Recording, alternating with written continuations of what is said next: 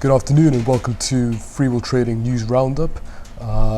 Just glad to have you with us today. So in this episode we're going to talk about three things. We're going to talk about the possible Greek exit from the European Union and how that's affecting the economy and currency. Moreover, we're going to talk about Tesco's record losses, which were speculated last week as the biggest losses experienced by any retailer in history. And then thirdly, we're going to talk about how the upcoming British elections are going to possibly have an effect on currency and the state of the economy. So I'm just going to start off by talking a bit about Tesco. Wow. Yeah, well, that's quite a big loss there, 6.38 billion. There'll be countries with less of an economy than that. Everybody knew that this was coming. What's interesting is to see what Tesco's response to this will be. Well, they've mothballed some stores. They're going to cut their product lines by 30%. The competition is the German discounters who've been moving in over the last decade, Aldi and Lidl, and these are shops which don't have a huge number of lines. And what Tesco are thinking is that it's the money tied up in all those extra lines which don't sell. So what we're going to see is we're going to see a certain amount of product delisted, and let's see where the axe falls. Aldi and Lidl, having that European delicatessen sort of approach to food, do sell quite a lot of nuts and dried fruit. So I don't know whether Tesco will think, well, let's leave that to them, or what really. I'm not sure which 30% of their lines they'll discount, but changes are coming. Mm-hmm. So we will wait and see an expected deluge of debit notes, I suppose. Right, okay. It's the largest loss experienced by any retailer. Right. That's right. And it was kind of unexpected too, right? I mean, I wasn't reading about any build-up to this. They'd been posting not good results for their half year, etc. But I don't think anybody really expected this kind of size of fall, and it's perhaps also reflected in 5% fall in their share price again. So no good news there, and what we may be looking at is changes in pattern of expenditure for people. Maybe not the huge weekly shop that people used to do, maybe a more 2-3 days worth of stuff at any given time. Mm-hmm. So a change in spending habits. Yeah. Also, as you all are aware, the antagonistic and somewhat aggressive tactics of the Syriza party are still featuring on the news, and their relationship with the EC. How's that building up at the moment? I mean, it's looking more and more likely that the Greek made exit. It seems to continue down Pete Tong's way, really. Yeah.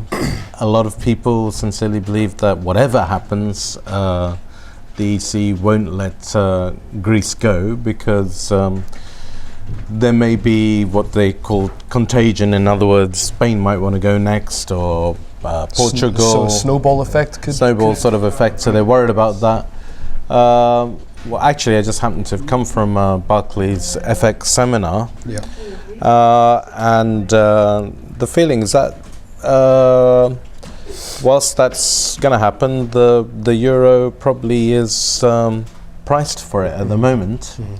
The price of the euro has been currently it's about 107.20 to the US dollar. Every time it gets a wee shock now, it tends to go up rather than down. That perhaps reflects the huge amount of money that's riding on the dollar long and the euro short position. So we know that tomorrow they're supposed to pay they're supposed to pay the civil service, and it's going to be a choice between paying the civil service or the IMF, the International Monetary Fund. So it's caught between a rock and a and a hard place. Apparently, support for Scherzer has fallen to 4 out of 10 now support him, as opposed to 7 out of 10 when he was elected. And maybe some of the Greek people feel that he has been too antagonistic, particularly towards the Germans. Maybe some of the Greek people don't like the fact that he's visiting Mr. Putin. But maybe some of them do like the fact that he's visiting Mr. Putin, because Mr. Putin is absolutely anti-Europe. And that's the whole reason the party was elected into power. Well, that's right. Yeah, well, let's not forget that the EC was centrally created because in order to prevent European World War. It was a very laudable thing, and we're seeing the cracks coming. So bad news. Stray away from European politics for a second. Look at the British elections, which are coming up very shortly. Now we got the Lib Dems, we got the Conservative Party, and the Labour Party. Right? This is basically a three-party system. And the SNP. And the SNP, who are talking about, they'll do anything to get the Tories out of power. Am I right? Well, yes. The SNP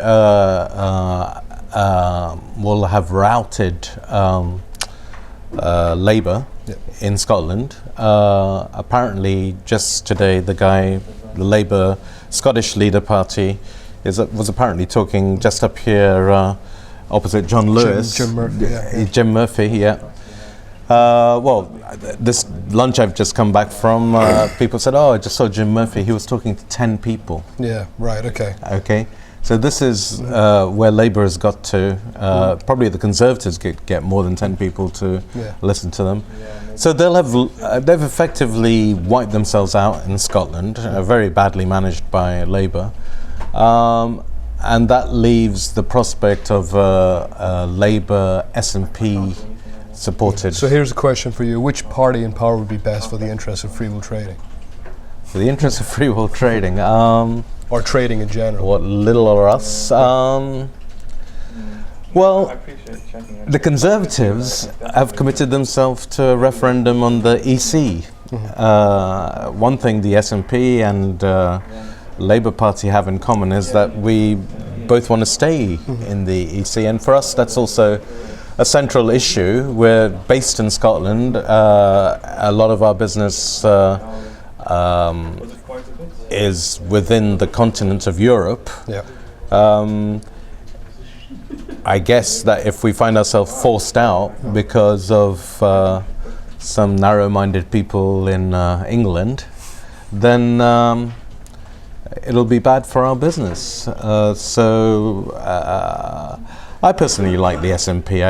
I think there's a kind of they want to be in Europe. They want to have this European family, but and they're soft socialists. I guess I'm all those things. So I think I'm quite happy with that. Sure, no problem. So that's all we have. The problem there is that the Conservatives are presenting the Labour Party as somebody who's going to be in power as a result of their alliance with the SNP. Right. So Labour are vehemently denying it, because most of Middle England hates the thought of Scottish people having a decisive move in Westminster, which is quite ironic, really, because we've been ruled by governments from Westminster which we've not voted for maybe 20 years, 30 years. Which was the central, dominating theme. Boots on the other foot now. The dominating theme in the Yes camp, right? So that's all we have actually today. We could spend hours and hours talking about politics, but then it wouldn't really be Freeworld Trading News Roundup. It would be a political show. So thank you for viewing. Please tune in on the website. You'll see below they've got a video from our almond trader, Michael Stevens, who you're going to be interviewing next. And that's it for now. So the market's pretty quiet still, right? Yeah, it's quiet. It's summertime. Summertime. So enjoy the weather. Thank you.